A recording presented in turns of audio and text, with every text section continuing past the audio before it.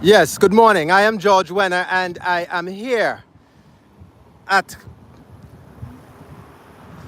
St. George in Antigua, the parish of St. George, and we are on the Sir George Walter Highway just outside of the Junction Airport Boulevard, taking you to the VC Bird International Airport. And ahead of the SIDS conference, this is the route that most of the individuals will be taking for the SIDS conference. And so here it is. We here it is. We are here ahead of the SIDS, working out the technical difficulties. And so we're here with John Mussington. John Mussington is the chairman of the Barbuda People's Movement, BPM, and also member of the BLRRC, Barbuda Land Rights Resource Committee, home, people, land, culture. And so Barbuda is the focus, or what's happening, or what is not happening in Barbuda. That is the focus of the Barbudans here this morning, and we're standing in solidarity amid the SIDS conference.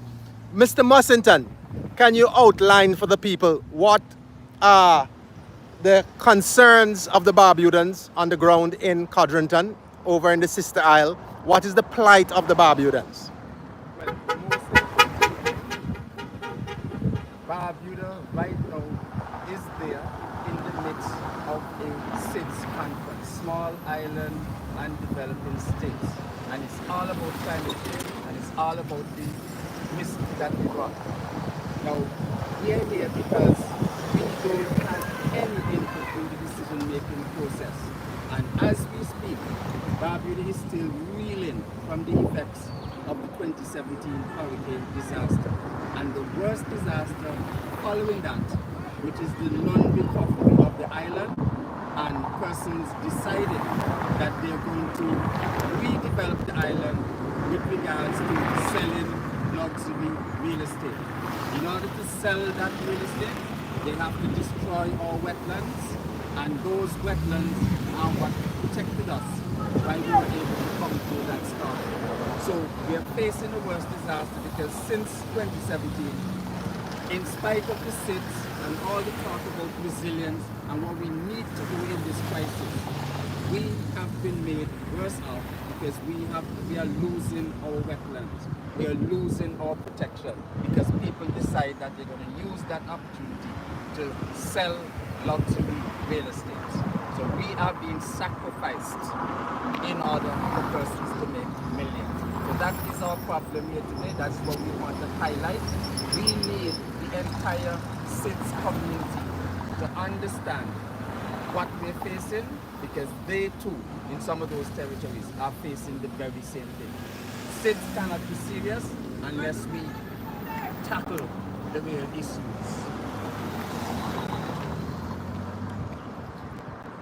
Yes, so as it relates to SIDS, so what are some of the concerns you have on the ground? I know Hurricane Irma devastated the island back in 2017. That was like 7 years ago. And we have seen the Gaston Brown administration employed disaster economics. How has that affected the people and the livelihood of Barbudans on the ground? That particular policy has really made it a worse disaster than the actual hurricane itself. Because September will make 7 years. Barbuda has not yet recovered. And should there be another hurricane, we will be worse off because those wetlands, the Palmetto Point area, the Cedar Tree Point area, that actually protected us from that storm, the sandbar of the lagoon, which prevented that storm surge from hitting us. All those things have been damaged because of a policy that is ignoring our real needs. So SIDS is about resilience. SIDS is about planning ahead for the disasters that are going to come. And you cannot plan when you have that sort of hypocrisy. You cannot use a disaster situation for profit. That is why we're here today, because we need the world to know we have to be serious about this business of SIDS. Action and not words. Action and not words. What is the situation as it relates to the PLH and how it has impacted the environment? I know that's a major concern, and we have seen the widening of the gap in the breach, I should say, in the lagoon. It has been expanding as a result of certain actions post Hurricane Maria. Yeah, and what's the update on that? Let me pull it together in terms of letting you understand what PLH, Peace, Love and Happiness. That is a company that belongs to Jean-Paul Dujovia. Jean-Paul Dujovia has a seat and a session in this SIDS conference. Jean-Paul Dujovia and his Peace, Love and Happiness company, that is the conglomerate which is leading the charge in terms of redeveloping Barbuda. That's the term they use, redeveloping. We use the term exploiting Barbuda in terms of the circumstances. They work with Discovery Land Company. Discovery Land Company, as the word sounds, discover the days of Columbus, where people are just going to come and meet virgin territory and feel they can plant their flag and convert it to their own use. Discovery Land Company. Now, they are in conjunction with the government of Antigua and Barbuda, the administration, and they have decided that Barbuda, after the hurricane, will be converted into at least 500 units, real estate units. And the average price for these real estate units will be $4.5 million US.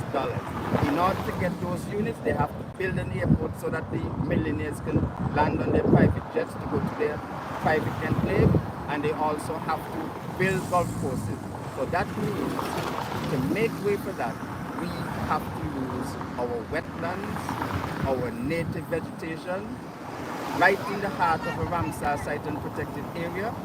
The priority is not to maintain resilience, but to make millions of dollars through luxury real estate sales. So we are saying no to that.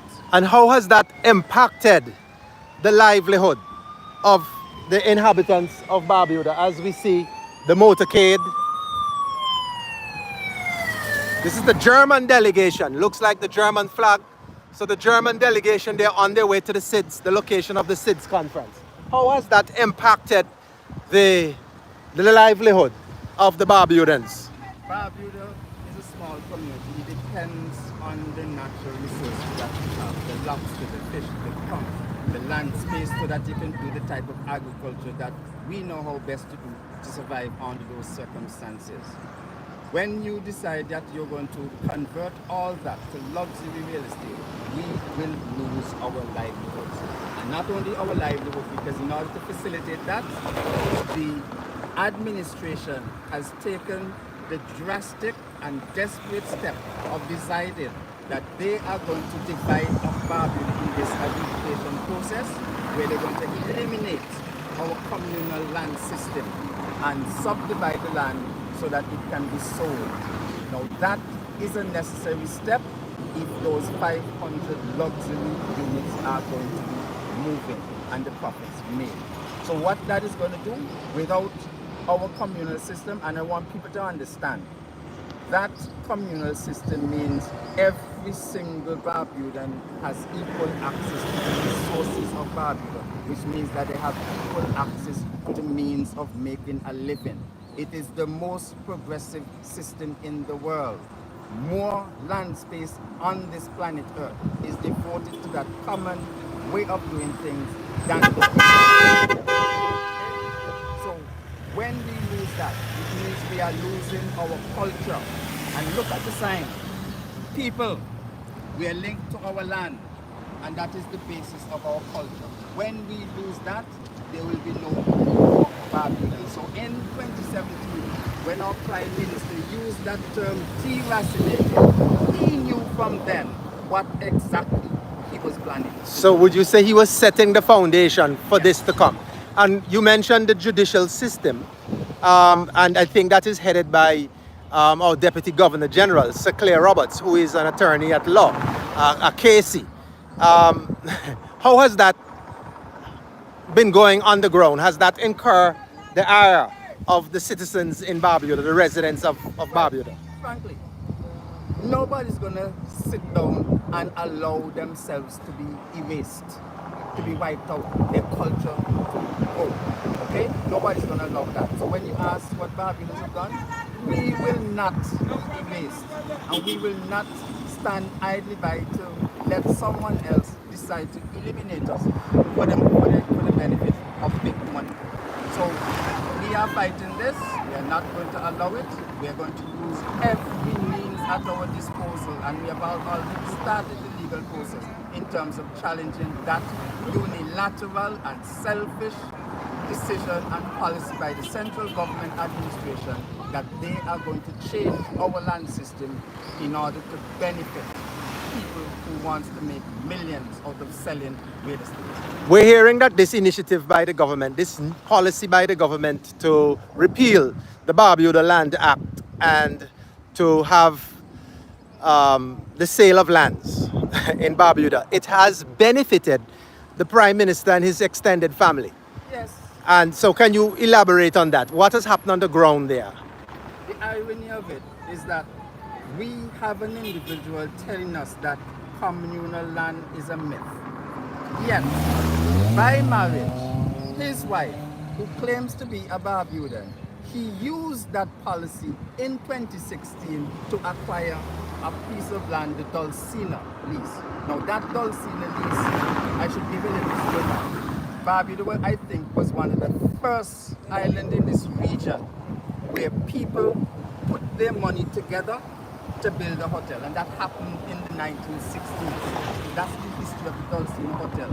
People in Barbuda putting their money together to build a hotel for themselves. At that time, the hotel industry had not even started in Antigua.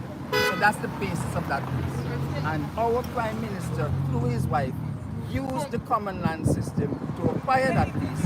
And after acquiring that lease, he's now threatening and saying that it's a myth and he wants to sell that. Now that lease was a 10-acre plot on the south of the island in the river area. It has since mushroomed to 85 acres. And the plan there is to subdivide the land under this so-called Murby, which is just a front. So we know under the Constitution of Antigua and Barbuda that the council, the Barbuda Council, is the legal authority responsible for the administering of lands in Barbuda. Correct. And that lease, as you mentioned, was initially a 10-acre plot of land in the area in the south of Barbuda called the river area next to the dock. And that has mushroomed, you said, Yes. to 85 acres. I don't know if land Did, can go, but that one did the council, as far as you know it, you also serve on the council of Barbuda still? You're the minister, you're the council member with responsibilities for lands and agriculture. lands and agriculture. And to the best of your knowledge, as minister with responsibility for lands, has the council in Barbuda approved any leases for the expansion of that 10-acre? No. And so how has it grown? The holdings have increased from 10 acres to 85 acres. That represents the kind of unilateral, selfish, reckless actions of our leader. And we have to think about past actions because that will tell you what we tend to do. Now, if Barbuda lands and this adjudication process goes up, and this is how it goes, they're going to spend a week or so. So anybody who have claim will make their claim. Whatever remains unclaimed belongs to the crown. And who believes they are the crown? Members of cabinet. So that unilateral action where people can just decide that 10 acres can go to 85 acres just like that, like magic, these are the kind of actions that we expect to see. We had no hand in terms of that 85 acres, and in fact it's more than that. It's actually more than that. And the policy of the administration seems to be, once they get the power, they will just scrape that land up and it will disappear to us, but then end up as real estate for making millions for somebody else. We hear of this, but how has that really? What is the feeling of the Barbudans on the ground as it relates to this plan, this adjudication? We are not accepting it. And already, one Barbudan who has land in the area that has been affected has filed an action in the court against the principles of Murby and also against the PLH conglomerate. Well, I know you as a private citizen, both yourself and Jackie Frank in Barbuda, took a matter to the Privy Council, the highest court, where the court ruled that you had standing to bring an action against the developers in the area. What is the next move with that? Where is the substantive case? Okay, before I go to that, just come back to the SIDS. Yes. One of the key foundation principles that the SIDS is pushing in terms of building that resilient prosperity is to allow persons to be able to protect themselves when there's going to be environmental damage, because a clean and healthy environment is now recognized as a human right. So under the SIDS plan of action and also the Escazú agreement, the ability for ordinary citizens to take these actions is enshrined. You said the Escazú agreement. Yes. Explain to the ordinary citizen, what is this Escazú agreement? Its charter, what is it about? In a nutshell, and people should make sure that they Google, the Escazú agreement is an agreement between countries in Latin America and the Caribbean, which is founded on the principle of a clean and healthy environment as a human right. It empowers people to, by right, get access to information. It empowers them by right to have a seat at the decision-making table when it comes to matters that are going to affect their environment. So that treaty says that governments just cannot come into a space and start the bulldozer and push the mangroves down without having the people involved. You must get the plans pre ahead of time. So doing environmental impact assessment prior to any. Just the token EIAs. You have to be integrally involved, and one of the key tenets in there is free, prior, and informed consent. Free, prior, and informed consent from the population, from the local population. They must have buy-in. So that in essence is what SSG is all about. And so when you look at those treaties, and when you look at what we are facing in terms of the SIDS agenda, action plan, these are the things that must be different, must be done differently, otherwise that SSG is not going to work. So we see another delegation passing. This look like probably Finland delegation, they're passing. Yes. So with these delegations, we need the world to know that when they sit in these plenary sessions and they make that agenda for SIDS, the ABAS, Antigua and Barbuda agenda for SIDS, then we need to make them know that we are here. Because so far in this entire thing, people on the conference venue and the tight security, they do not know a Barbuda exists. There are no exhibits about Barbuda. We don't have a seat on the table to tell our stories in terms of a people who survived because of their natural environment and how we have been keeping it over the past 300 years to be able to withstand these times. You said something very important. So the Barbudans have not been invited, not given a seat at the table of the SIDS conference. No. And what we have is a very, I can't find the word, a situation where the local government, the body which is responsible for the administering of the island of Barbuda, does not have an official place in that SIDS conference.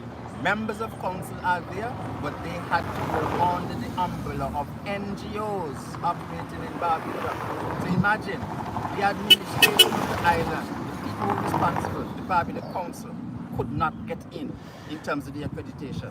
You have just floored me with this shocking revelation. I'll give you an opportunity to rest your throat a little bit, but it gives me an opportunity. I've been speaking for the past 20 minutes. it gives me an opportunity to segue to the leader of the opposition. He's here with us. He's holding a sign standing in solidarity with the Barbudans. Government is our enemy of the environment. Hashtag SIDS for Antigua. Mr. Pringle, leader of the opposition, as we pause again, and the security forces are out in their numbers, commuting to the SID site. Mr. Political leader and leader of the opposition, what brings you here, standing in solidarity with the Barbudans? What's on your mind? Well, from the inception, it's Antigua and Barbuda. Yes. And I believe in such. I was a part of a parliamentary session when the Honourable Trevor Walker, we were debating the Barbuda Land Act, and the government moved to repeal it. And what struck me was the fact that after 40 years, the MP for Barbuda literally argued for secession. And I think that was something that was very, very touching. And I believe it is our right, not only as the opposition, but as a political organization that believe in people first, that we should be standing with the Barbudans on the issues that they're fighting for. Did I hear you correctly? The leader of the BPM in the House of Parliament, the lower house, argued for secession as a result of the inhumane and egregious treatment meted out to the people of Barbuda by this Gaston Brown administration. Yes. Wow. Yes, and that was quite telling, because from the day I was born, I know Antigua and Barbuda. And when you look at the reasons behind that sort of thinking and approach, it's one that, as a human being, I could not sit by and allow or support any of what the government is doing. The atrocities against the people of Barbuda. When you look at how they were Forced evacuation. forced evacuation, when you look at the whole situation surrounding the Peace, Love and Happiness project, that this government is championing climate change and the effects of it and how we are affected. But they are the contributors here in Antigua and Barbuda towards that type of destruction of our environment. And all we're saying is that how can we as a country look at this SIDS conference where the Barbudans, the opposition, we were left out of this whole conference, not even an invitation by the government. So you personally, as the leader of the opposition, well, an official invitation was not extended to you, nor your fellow parliamentary colleagues on the opposition benches to have a seat at the SIDS conference? No. And that is, I think, that is telling of the hypocrisy of the Gaston Brown administration as it continues to champion the climate change initiative and the effects of it. We believe that what is happening in Barbuda and what happened right here on the mainland is testimony that this government is hypocritical when it comes to climate change. And we're saying that we have to stand up and protest against these things. We believe in the communal land ownership in Barbuda, and we believe if it is that the government is thinking about this, that they should be consulting the people of Barbuda, having dialogue with the people of Barbuda, and not force this upon the people of Barbuda. With those words, my brother, it's enough reason why I'm out here standing in solidarity with the Barbuda. Barbuda strong, people, land, culture. Also out here on the picket line, we have Sister Pearl Quinn Williams, and her sign reads, lying hypocrites, stop destroying Barbuda land. Sister Pearl, what brings you out? Support of the Barbuda people are very concerned that Barbuda's land will be taken away from them. Decades, centuries of a colonial land system that the Barbudans have enjoyed is now under threat by this administration. The people of Barbuda want to maintain the system that they've had over the years, and I believe that is the system that we should support. The ecocide that continues in Barbuda with the development of the PLH is threatening the lives and livelihoods of the people of Barbuda, and I feel that we must join in solidarity with the Barbudans and support them in this effort. This government is the architect of all the things, all the atrocities that we are seeing going out in both Antigua and Barbuda. When you give foreign investors carte blanche authority to do as they like with the environment, then they're responsible for whatever happens. We see it with leader. We see it when they gave leader the authority that is even greater than the authority of the Department of the Environment. We see it with the Special Economic Zone holdings, where they also gave them the authority to do whatever they like. They don't need to get any environment impact assessment. I mean, this is crazy stuff. So whatever they do, according to this government, is well done, and it matters not. Then when we look at the whole situation with the disaster economics, that's what they're calling it. They have a saying that this government never makes a good disaster go to waste. And it's really true. Every time there's a disaster, a natural disaster in this island, this government seeks to find ways to benefit. To profit. To profit.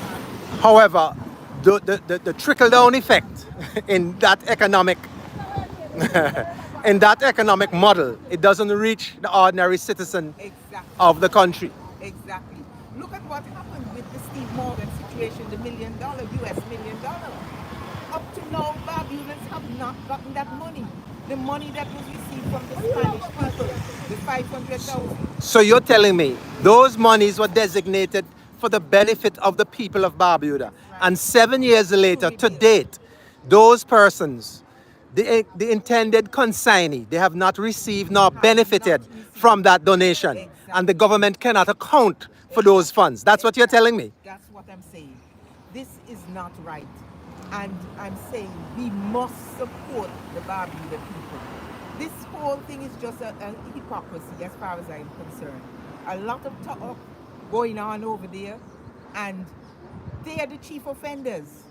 You know, if people were to really, if some of these delegates were to really live here for a few months and understand what is going on in this country, they will understand that what they're hearing there is just empty talk. Nothing to it. So you made a point that resonated. They are the chief offenders, referring to the Gaston Brown administration. So when the Gaston Brown administration goes on the international stage abroad, and as they invite the world nations, world leaders here, blocking out, keeping out the Barbudans from having a seat at the table, there's a hypocrisy. They're saying one thing, but there's an incongruency in what they say and their actions. They're the ones who are destroying the environment. They're the ones who are withholding the resources from the affected persons, while they're preaching another message, another gospel to the unconverted. They're the ones that are allowing the margin of the wealth margin to widen, the gap to widen, because they're the ones that are imposing the higher taxes. They're the ones that are increasing levies and fees on everything that is affecting the ordinary, the poor people most of all. So when we hear them talking, it's all is empty vessels, empty noise, back your stuff. So I am hoping that more persons will come out and support this cause. Standing in solidarity with the Barbudans. Also on the picket line, we're here at the junction of Sir George Walter Highway and the Airport Boulevard. We're all here. And so we have yet another picketer. We have the youngest member of the executive of the United Progressive Party, Jonathan Wenner. His slogan on his placard, Barbuda lands are not for sale. Brother Wenner, what brings you here? What are your concerns? Why are you standing in solidarity with Barbuda and the Barbudans? Yes, like you said, we're here for Barbuda. That is the main overarching theme. We just save and protect Barbuda. And there are 3 sub-points under that main topic. We just stop the ecocide. That's 1. We need to protect the communal land ownership of the Barbudans. And 3, the disaster economics or disaster capitalism that has been taking place since 2017 in Barbuda needs to stop. Very quickly, what each of those 3 things mean. In terms of we need to stop the ecocide, the PLH development project, the Peace, Love and Happiness, has committed ecocide in Barbuda. It has reached the lagoon in Barbuda, which houses very important wildlife to the people of Barbuda. The result of the construction going on at Palmetto Point with the swells during the hurricane, yes. The lagoon has been breached and it's been widening. And has been widening as a result of the construction. Exactly. And EIA was done way back when, including by Mr. Mussington and so on. He's an environmentalist technician. And they were advised against the PLH doing the project, and this went ahead, and that breach is there. And there's ecocide and destruction of important wildlife to the people of Barbuda. Secondly, the communal land ownership. The Barbudans for hundreds of years have owned their lands in common. Now comes along Gaston Brown, Prime Minister now under the Labour Party administration, and they want to repeal the Barbuda Land Act, and they want to remove that communal land ownership. And why is that so important? To Gaston Brown, it is clear and obvious why, because the Dulcina lease that Gaston Brown and his wife took for themselves, initially 15 acres of Barbuda land, and now in 2024 during the budget debate it was revealed to us that's increased to 85 acres.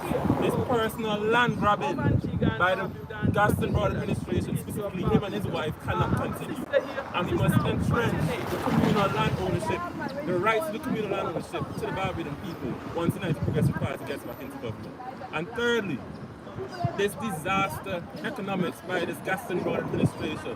Hurricane Irma would have come and destroyed, decimated Barbuda. What did Gaston Brown do? Did he go over to Barbuda and say, and pledge, we'll support you, we'll help with the relief and recovery? No. The Gaston Brown administration would have received funds from around the world, millions of dollars, to assist in the relief and recovery of Barbuda. For example, Steve Mogg would have given $1 million US. And up to now, the Barbudan people and the Barbuda Council have not received any of those funds. Hundreds of thousands of dollars given by nations to support the relief efforts in Barbuda. And today, I was in Barbuda on Saturday. The police station in Barbuda has no roof since 2017. The council meeting hall still has no roof since 2017. So no repairs were effected. Repairs being done. And the Gaston Brown administration wants to go over to the SIDS conference and tell us that we in Antigua and Barbuda are hosting SIDS to support sustainable development, support climate resilience, to chart the course towards a more resilient prosperity, as the theme for the conference is. That is pure hypocrisy, and this Gaston Brown government needs to go, and that's why we're here supporting people of Barbuda. Thank you. That's why you're here. So there you have it. And we have more picketers here. So we have a sister. Can you tell us your name? I know you traveled all the way from Belize. No, come this way. I know you traveled all the way from Belize to be here with your colleague, Brother John Mussington. Yes, brother. Yeah, I am Marin Coleman, United Black Association for Development Educational Foundation. Southside Belize City, one of the 4 pillars of the only black independent-owned media house of Belize. You have a Mandela newspaper, 55 years this year.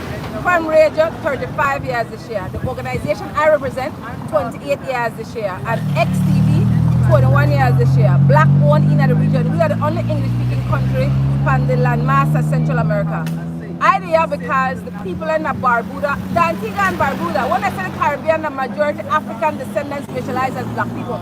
We are majority people. We need to live with the culture and with identity. Barbudans, they live for African liberty. When you hear about fungi, rice, grown food, when you hear people go hunting, fishing, farming, and build together as a family, they don't pay no mortgage, they don't pay no rent. Why the hell everybody want to give up them kind of liberty today to live them European dominational life? No, we live with the land, not on top of the land and sell for a bag of money. I with kinfolks and I with kinfolks. So on go to Barbuda land defenders, go up line, on make it on a business. The people they have to defend, on have to know the knowledge. So when they bag of money, people come with their lie to make on sell out on a legacy, on go talk on knowledge base. With ancestresses and ancestors fight for generations, hundreds of years to make Barbuda still the only one I kind in the whole world where African people have communal land rights. And we sell out black man, the prime minister of this country, all the rest of them were there with her. Not today. No, we African ancestresses and ancestors there. We Barbuda land defenders. Only the people who are save the people. That makes 2 cents. That makes 2 cents, brother. That's your 2 cents. Yes, So yes. Annie's sister, our sister and Annie's sister from Belize. Yes. And Our ancestors from Belize were in the 1800s and stand up to the European colonizers of Belize. And she make them know in July 22nd and 23rd, all the uprising. Over 3,000 black people that Belize, including the veterans that come back from the war, revolted against the British domination that Belize at the time. And this is to make it known that she not happy about how the thing began on the night before. And if you're up to she, enter the ship may come and save them from the black people and go back. She had take the hairpin out of her hair, out of her head, and juke the white man in the eye, and take the woman and make them know good and who wrote things that Belize. So we call for people who resist. We are not Golang people. We are people who are known to resist. We're struggling now. resilient people. Victory, you know. Black people, African descendants specialize as black people. We have to be with each other in a unity and strength. We owe to ancestors and ancestors. We the living our unborn children. Only the people are saved the people. Barbuda land defenders! There you have it. Real liberty, real liberty. And so more protesters are coming in. More protesters are coming in. Brother, we see you here with a placard which reads, Cabinet overrides Environment Division. Brother Leon, what brings you out standing in solidarity with the Barbudans? Well, as I said just a while ago to France, that I have to stand in solidarity with the Barbudans because I think that this government is a hypocritical government. We are Antigua and Barbuda. And I am saying that Barbuda is one of the smallest country around. And I am saying that what they're doing to the Barbudans is just so not right. This government needs to understand that they are supposed to be governing Antigua and Barbuda. We are not in election mode, and that is what we would have seen since the last election. They are in election mode, and they're not doing what they're supposed to be doing for the forward movement and advancement of the people of Antigua and Barbuda. So I have to stand up. In addition, I am appalled that we have this organization, this thing happening in Antigua, and you're telling me that the leader of the opposition and the opposition as a whole, and even the Barbudans, were left out. This is not a political organization. This is something for Antigua and Barbuda, and we cannot allow the government of Antigua and Barbuda to continue to take advantage of us anymore. So I have to come out and show my presence here this morning. Yes, we see yet another placard. It reads, SIDS dupe to help destroy Barbuda. SIDS dupe to help destroy Barbuda. My brother, what brings you out standing in solidarity with the Barbudans? I'm against the fact that for 300 years, Barbuda has a lifestyle and a way of conserving the land for the future of themselves and for their generations. That is under threat by our government because we'll go to the dog. why I'm here This morning, because it's not just about protecting the environment, but to protect the environment, but the protect environment, no matter who? they tell you at SIDS because they are destroying the ecosystem in Barbuda by supporting the PLA development. Well, my brother, we're going to have more conversations. I appreciate you taking the time to talk to me this morning. As we move down the line here, I see the leader of the United Progressive Party, political leader, and leader. And that's why I'm here this morning. Thank you very much. And we're here on the scene. I just want to ask you a simple question, the same question I've been asking everybody. Many of the picketers are here. What brings you out, my brother? In support, standing in solidarity. Are you not Gaston, our agricultural resource lands? You want to turn into lands for housing? Not you. Nah. You must be mad, Gaston. Super dunce. Gaston must go. What brings you out here standing in solidarity with the... Truthfully, I don't like what's happening to our small little island nation, Antigua, Barbuda, the lands, this country with the lands, our lands are being taken up, and I see placards says, used for housing and so on. These are agricultural lands. The fact that we don't have what we would want to term as good governance in our country, no accountability, no transparency, things that are just done and have information that seemingly put the nation behind and so on. We just need to make sure our advocacy. No. Fitzmore.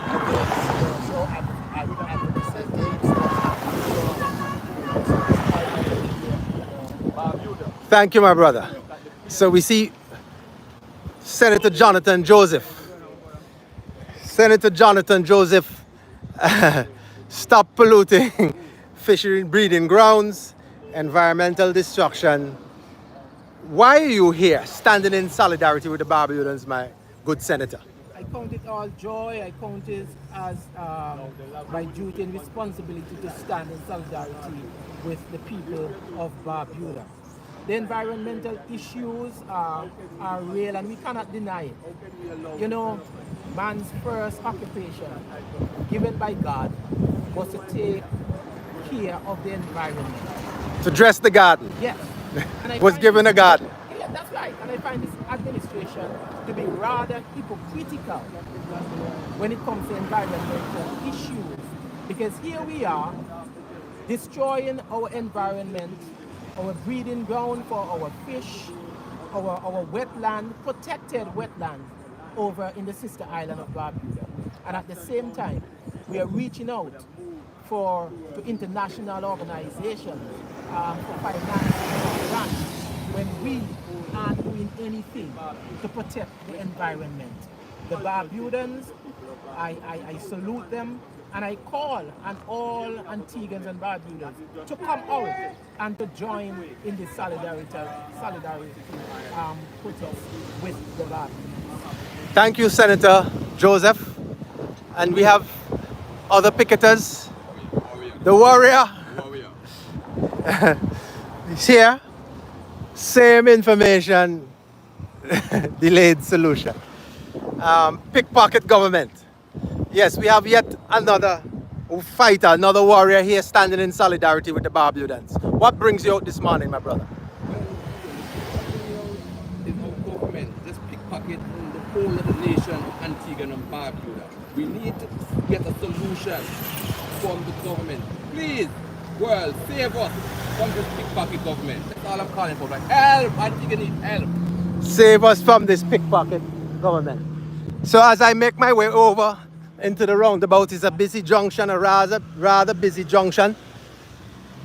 The picketers are here on Sir George Walter Highway, Airport Boulevard, and as the SIDS conference participants, the delegates, they go by, they are picketing this situation, even on the side here with the bank, the ECAP, the Eastern Caribbean Amalgamated Bank, on the sidewalk. The picketers, they're all here, standing in solidarity. Barbuda lands are not for sale. SIDS duped to help destroy Barbuda. We're all here. They're all here. They're all here. It's happening right here at the junction. I'm Barbuda straight down. Let me cross over here. I see a picketer, a very important picketer, Save Dunbar Lands for Agriculture. And we have here with us, morning. This is Vernon Hall, the son of Robert Hall, long-standing, the father of opposition in Antigua. Here's his son, Vernon. Vernon, can you put the sign on the other side so we can see your face? No. On this side. Oh, sorry. Right, there you go. That's better. Yeah. For the camera, so we can see your face. So we have with us Vernon Hall, the son of Sir Robert Hall, the father of opposition in Antigua under the PLM administration. Vernon, what brings you out here this morning, standing in solidarity with the Barbudans? Many things, but the main thing is the SIDS conference, which has been going on since 4 years ago. We are here because of what's transpiring here. We hear a lot of talk about environment and so on, but we know here that it's not quite the same as what they're saying.